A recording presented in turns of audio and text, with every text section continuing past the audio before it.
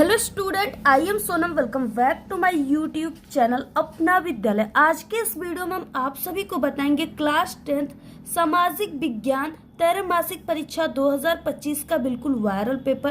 ठीक है, और ये जो पेपर है ना, ये सभी जिलों में यानी सभी जगह बिल्कुल सेम यही पेपर आएगा, क्योंकि ये पेपर सभी जगह बिल्कुल वायरल हो चुका है। और यहाँ पे हम आप सभी को पूरे के पूरे ठीक है उत्तर के साथ बताएंगे। ये जो आप सभी का त्रैमासिक परीक्षा होता है ना, वो इसी टाइम में चलता है। तो किसी स्कूल का जो है चल चुका है और कहीं कहीं भी चलने को बाकी है। ठीक है, तो यहाँ जहाँ पर भी ये त्रैमासिक परीक्षा सामाजिक विज्ञान का हो रहा है, सेम यही पेपर देखने को मिल रहा है। जितने भी क्लास 10th के स्टूडेंट है उनके लिए ये वीडियो बहुत मोस्ट इंपॉर्टेंट है, क्योंकि यहाँ पे हम आप सभी को त्रैमासिक परीक्षा 2025 का सोशल साइंस का बिल्कुल वायरल पेपर बताने वाले हैं, जो कि 100% बिल्कुल ऐसा ही पेपर आप सभी के एग्जाम में आएगा।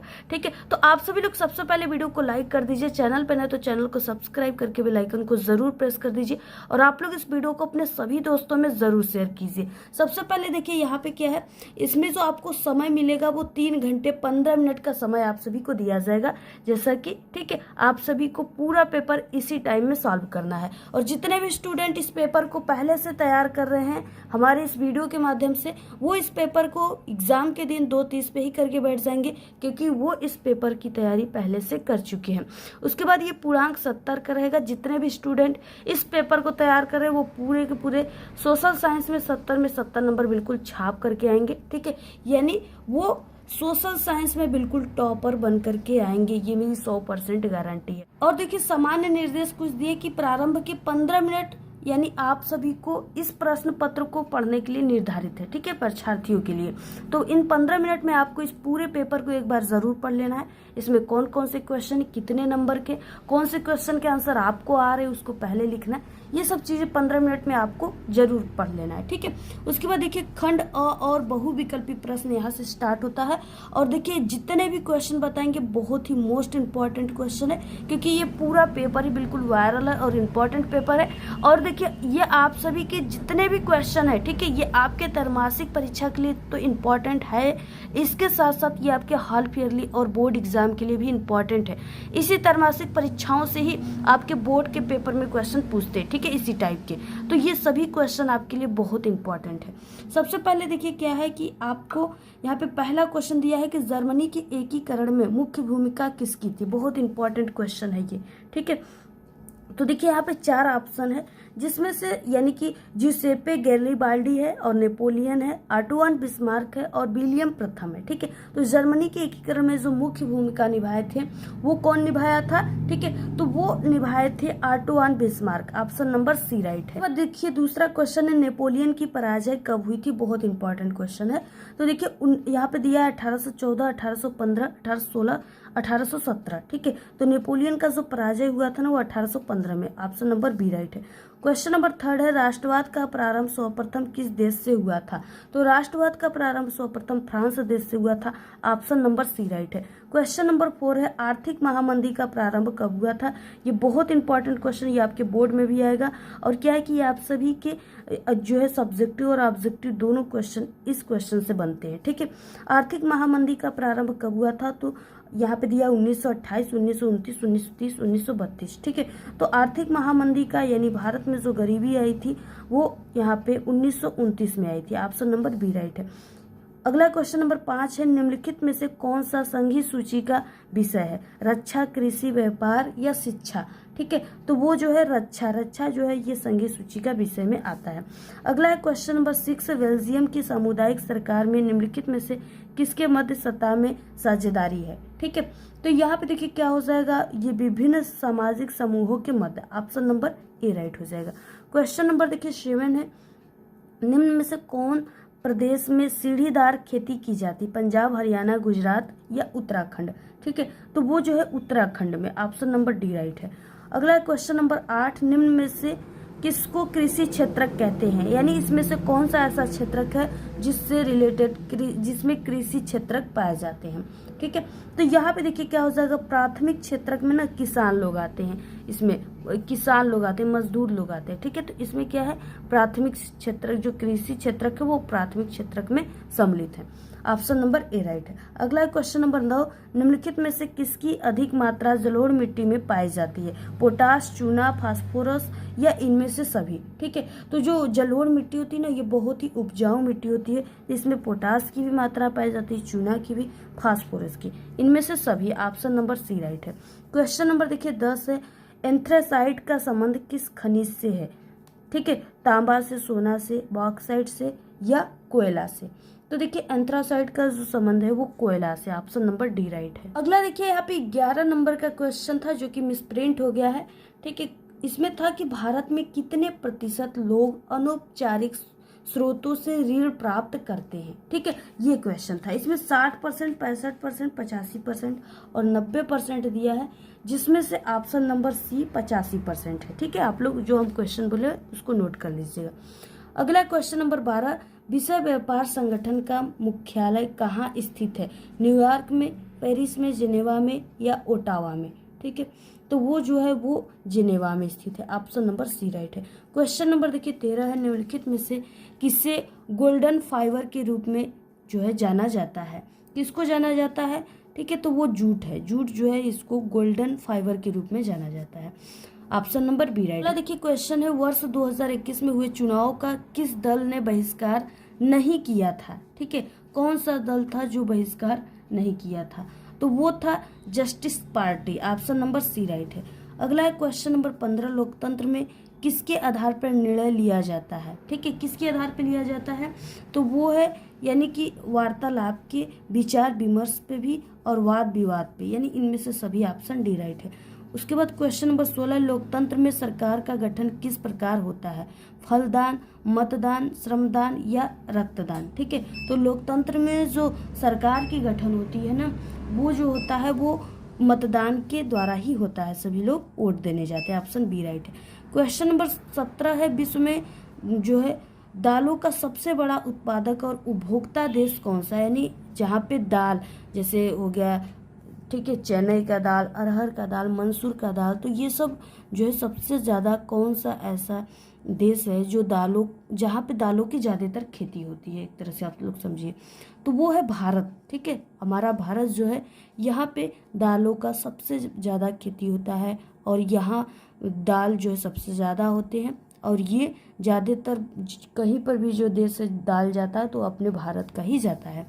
अगला है क्वेश्चन नंबर 18, भारत का कौन सा सार्वजनिक क्षेत्र का इस्पात संयंत्र एक बंदरगाह के पास, ठीक है, यहाँ पे देखिए स्थित है या स्थित है, दोनों एक ही बात होता है। ठीक है, तो कौन सा है वो? तो वो है विशाखापट्टनम। ऑप्शन नंबर यहाँ पे डी राइट हो जाएगा। क्वेश्चन नंबर 19 है, कर्ण ला कहाँ लगाया गया था? कर्ण ला जो है वो ब्रिटेन में लगाया गया था। ऑप्शन बी राइट है। क्वेश्चन नंबर 20 है, निम्नलिखित में से कौन सी एक वार्षिक फसल है? बहुत इंपॉर्टेंट क्वेश्चन है। ठीक है, कपास, ककड़ी, गन्ना या जूट? तो देखिए जो गन्ना होता है ना, एक बार लगा दिया जाता है तो ये साल भर में तैयार होता है। ये नहीं कि हमेशा सब्जी की तरफ, जैसे हो गया भिंडी, बोड़ा, ये सब आप लोग तो हमेशा तोड़ तोड़ कर बेच देंगे, लेकिन ये गन्ना जो है ये साल में तैयार होता है, तो इसे वार्षिक फसल कहते हैं। ऑप्शन नंबर सी राइट है। अब देखिए ये था 20 ऑब्जेक्टिव क्वेश्चन। अगर आप लोग इसको तैयार कर लेते हो तो आपका 20 नंबर बिल्कुल पक्का है। देखिए यहाँ से खंड ब वर्णनात्मक प्रश्न फर्स्ट स्टार्ट होता है, जो कि 4 नंबर के क्वेश्चन आप सभी के पेपर में ही आएगा और जितने भी क्वेश्चन बहुत इंपॉर्टेंट है और ये आप सभी के बोर्ड एग्जाम में भी ऐसे ही क्वेश्चन पूछे जाएंगे, पूरे क्वेश्चन बोर्ड में भी पूछ सकते हैं। ठीक है, पहला क्वेश्चन देखिए, 19वीं शताब्दी के दौरान अंतर्राष्ट्रीय अर्थशास्त्रियों के द्वारा बताए गए 3 प्रकार के प्रवाहों का उल्लेख करना है। ठीक है, ये 4 नंबर का क्वेश्चन है और इन सभी क्वेश्चन का आंसर आपको लगभग 80 शब्दों में देना है, यानी आपको 1 से 1.5 पेज में इसके आंसर को लिखना है। ठीक है, तो उसके बाद देखिए अगला अथवा क्वेश्चन है, फ्रांस की क्रांति कब हुई थी? इसका मुख्य कारण क्या था? ठीक है, तो फ्रांस की क्रांति कब हुई थी? तो वो 1789 ईस्वी में हुआ था और ये लुई 16वें के शासनकाल में हुआ था। इसका मुख्य कारण क्या था? तो आपको 2-3 कारण इसके लिख देना है। जैसे क्या था, स्वतंत्रता की भाव थी, ठीक है, और बाकी दोषपूर्ण शासन व्यवस्था था और उसके बाद जो वहाँ का राजा था वो भी ज़्यादा समझदार नहीं था। ठीक है, तो इस तरह से आप लोग लिख लीजिएगा। बहुत इंपॉर्टेंट क्वेश्चन है, इसको हमने कई बार आंसर के रूप में बताया है। तो आप लोग हमारे चैनल पे इंपॉर्टेंट क्वेश्चन की आंसर की वीडियो उसको देख लीजिएगा। अदरवाइज आप लोग कमेंट करोगे, इस वीडियो को अपने सभी दोस्तों में व्हाट्सएप ग्रुप, टेलीग्राम ग्रुप पे शेयर करेंगे तो इसकी पूरी आंसर के साथ हम आपको बहुत जल्द वीडियो प्रोवाइड करा देंगे। ठीक है, इसके बाद देखिए ये 4 नंबर के क्वेश्चन है। दूसरा है लोकतंत्र के किन्हीं 3 लाभों का उल्लेख करना है। बहुत इंपॉर्टेंट क्वेश्चन है ये भी। और देखिए अथवा में दिया है, यानी पहले वाले को कीजिए या अथवा वाला का। संघवाद क्या है, इसकी प्रमुख विशेषताओं का उल्लेख कीजिए। बहुत इंपॉर्टेंट क्वेश्चन है, 4 नंबर के क्वेश्चन है। दोनों में से किसी एक को करना है। तीसरा क्वेश्चन, भारतीय कृषि की कोई 3 विशेषताएं आप सभी को लिखना है। भारत जो है ये कृषि प्रधान देश है। यहाँ पे जो है ज़्यादातर लोग की जो रोजी रोटी होती है, जीविकोपार्जन, वो कृषि ही होती है। ठीक है, अब इसकी आपको 3 विशेषताएं लिखना है, तो आप लोग लिख लीजिएगा। अथवा हम देखिए है वाणिज्यिक कृषि से क्या आशय है। ठीक है, ये 4 नंबर के क्वेश्चन है। देखिए इसमें क्या है ना कि टोटल 8 क्वेश्चन दिए, लेकिन आपको सिर्फ 4 क्वेश्चन के ही आंसर लिखना है, क्योंकि बाकी के क्वेश्चन अथवा में है। चौथा क्वेश्चन है, भारत में तृतीय क्षेत्र का महत्व बढ़ाने के कोई 3 कारण लिखिए। ठीक है, 4 नंबर की क्वेश्चन है। अथवा विश्व व्यापार संगठन से आप क्या समझते हो, इसको लिखना है। तो पूरा आप लोग इसको स्क्रीनशॉट ले लीजिए, बहुत इंपॉर्टेंट और वायरल क्वेश्चन है। वर्णनात्मक सेकेंड आता है जो कि आपके पेपर में 6 नंबर के क्वेश्चन होते हैं। इसका आपको आंसर 150 शब्दों में लिखना है, यानी आपको 2 से 2.5 पेज में इसके आंसर को लिखना है, तभी आपको टोटल 6 नंबर मिलेंगे। देखिए बहुत इंपॉर्टेंट क्वेश्चन पहला है, ये आप सभी के बोर्ड एग्जाम में भी आएंगे 100%। तो देखिए 1930 में महात्मा गांधी ने नमक को अपने आंदोलन का आधार क्यों बनाया, इस आंदोलन का क्या प्रभाव पड़ा इस पे। ठीक है, 6 नंबर का ये क्वेश्चन है। उसके बाद अगला क्वेश्चन है, अथवा में दिया हुआ है, महात्मा गांधी के द्वारा चलाए गए असहयोग आंदोलन का क्या अर्थ है, इसके कारण क्या थे। ठीक है, ये भी 6 नंबर का क्वेश्चन है। अथवा क्वेश्चन है, आपको दोनों में से किसी एक को ही लिखना है। क्वेश्चन नंबर 6 दिया हुआ है, भारत में केंद्र और राज्यों के बीच जो है सत्ता के बंटवारों की किन्हीं 3 विशेषताओं का वर्णन करना है। 6 नंबर का क्वेश्चन है। अगला है क्वेश्चन नंबर यहाँ पे अथवा है, लोकतांत्रिक शासन व्यवस्था में आर्थिक जो है असमानता क्यों बढ़ती है, इसको भी आपको लिखना है। ठीक है, तो ये पूरे के आंसर भी आप सभी को हमारे टेलीग्राम चैनल पे मिल जाएगा। इसी वीडियो के डिस्क्रिप्शन बॉक्स में लिंक है, जल्दी से हमारे टेलीग्राम चैनल को आप लोग ज्वाइन कर लीजिए। और इसके बाद आप लोग हमें इंस्टाग्राम पे भी फॉलो कर लीजिएगा, क्योंकि वहाँ पे भी कुछ इंपॉर्टेंट आपको जानकारी मिलती है। और आपका कोई भी प्रॉब्लम है तो वहाँ पे आप लोग डीएम करके हमें पूछ सकते हैं। तो यहाँ से यानी यहाँ 7वां क्वेश्चन, बाकी के क्वेश्चन हो गए थे। ठीक है, तो यहाँ से देखिए है कि एक जो है संसाधन के रूप में मिट्टी के महत्व पर आपको प्रकाश डालना है। तो भाई मिट्टी के महत्व को कौन नहीं जानता। आज मिट्टी ना होती तो हम लोग कैसे अनाज जो है किसान लोग को उपज करते, कैसे अनाज को बोया जाता, कैसे हम लोग खाते। ठीक है, तो यही सब चीज़ें बनाकर लिख देना है। अथवा हम देखिए, भारत में पाई जाने वाली मिट्टी की किन्हीं 3 प्रकारों की विवेचना करना है। तो भारत में पाई जाने वाली काली मिट्टी है, जलोढ़ मिट्टी है, दोमट मिट्टी है, ठीक है, पीली मिट्टी है, ये सब मिट्टी के बारे में आपको लिख देना है। उसमें कौन कौन से फसल होते हैं, कौन कौन से तत्व पाए जाते हैं, ये सब चीज़ें बना करके लिखना है। 6 नंबर का क्वेश्चन है। अथवा में देखिए यहाँ पे 8वां क्वेश्चन है, रोजगार के संगठित तथा असंगठित क्षेत्रों को में अंतर लिखना। बहुत इंपॉर्टेंट क्वेश्चन, तैयार कर लो आप लोग।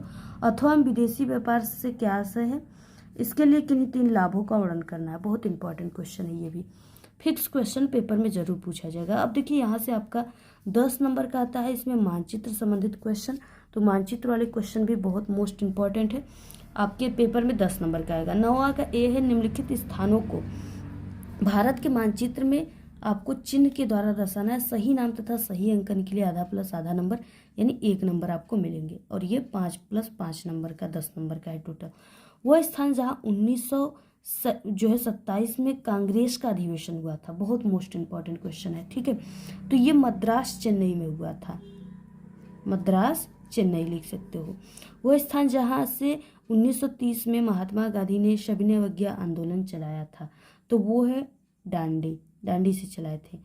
उसके बाद अगला क्वेश्चन, वो स्थान जहाँ जलियांवाला बाग की घटना हुई थी, तो ये अमृतसर में हुई थी। कब हुई थी? 1919 ईस्वी में, अमृतसर में। ठीक है, वह स्थान जहाँ किसान सत्याग्रह आंदोलन चलाया गया था, कहाँ पे चलाया गया था, तो वो गुजरात अहमदाबाद के साइड में खेड़ा पड़ता है वहाँ। क्वेश्चन है वो स्थान जहाँ 1929 में कांग्रेस का अधिवेशन संपन्न हुआ था, तो ये पाकिस्तान के लाहौर में हुआ था। ठीक है, तो ऑप्शन यहाँ पे क्या हो जाएगा, ए, यानी 5वें वाले क्वेश्चन का हो जाएगा आंसर लाहौर। अगला क्वेश्चन देखिए यहाँ पे बी है, यानी 5 नंबर आपको ए वाले पर मिलेगा, 5 नंबर बी वाले पर। इसको आपको चिन्ह के द्वारा दर्शाना है। जैसे है सलाल बांध में आपको ये जो चिन्ह है ना, ये मानचित्र में आपको इस चिन्ह के द्वारा दर्शाना है। तो जो सलाल बांध है इसको आपको दर्शा देना है। ठीक है, ये चिनाब नदी पर है तो उसको दर्शा देना है। दूसरा क्वेश्चन है जो है लो आयस की कोई एक खान, आपको ये चिन्ह जो है इसके द्वारा दर्शाना है, तो वो है बेलाडीला। ठीक है, बेलाडीला है जो कि आपको दर्शा देना है, बेलाडीला।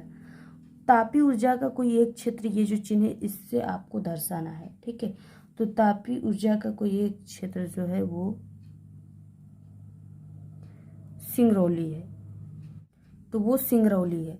उसके बाद देखिए महानदी को आपको ये चिन्ह के द्वारा दर्शाना है, तो महानदी जो है वो बंगाल की खाड़ी में है, तो आपको दर्शा देना है।